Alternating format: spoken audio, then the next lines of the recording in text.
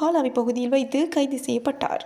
அத்துடன் சந்தேக நபர் பயன்படுத்திய வேனின் சாரதியும் இதன்போது கைது செய்யப்பட்ட நிலையில் வேன் போலி இலக்க தகடுகள் பயன்படுத்தப்பட்டதும் விசாரணையில் தெரியவந்துள்ளது. விசாரணையில் துப்பாக்கிதாரி தானும் கொலைக்கு பயன்படுத்தப்பட்ட துப்பாக்கியை கொண்டு வந்த பெண்ணும் கடந்த 17ஆம் திகதி கடுவெலவில் உள்ள ஒரு விடுதிக்கு சென்றதாக தெரிவித்துள்ளார். அங்கு காரில் வந்த ஒருவர் துப்பாக்கிதாரிக்கும் குறித்த பெண்ணுக்கும் பொதி ஒன்றை கொடுத்துவிட்டு சென்றுள்ளார். துப்பாக்கிதாரி அணிந்திருந்த சட்டத்தரணி உடை உட்பட பல பொருட்கள் பொதியில் இருந்ததாக போலீசார் தெரிவித்துள்ளனர்.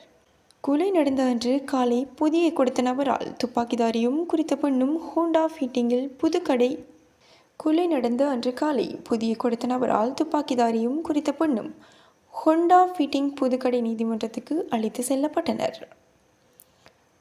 அதன்படி கொழும்பு குற்றப்பிரிவு அதிகாரிகள் துப்பாக்கிதாரிகளை ஏற்றி சென்ற வாகனத்தை கைப்பற்றினர். இந்நிலையில் கொலைக்கு முன்னும் பின்னும் அந்த பெண்ணுடன் தொடர்பில் இருந்த நீர்கொழும்பு போலீஸ் நிலையத்தில் பணியாற்றும் போலீஸ் கான்ஸ்டபிள் ஒருவரும் கொழும்பு குற்றப்பிரிவில் கைது செய்யப்பட்டுள்ளார். படுகொலை செய்யப்பட்ட கனிமுல சஞ்சீவவின் உடல் தற்போது பொருளையில் உள்ள தனியார் மலர் சாலையில் வைக்கப்பட்டுள்ளது.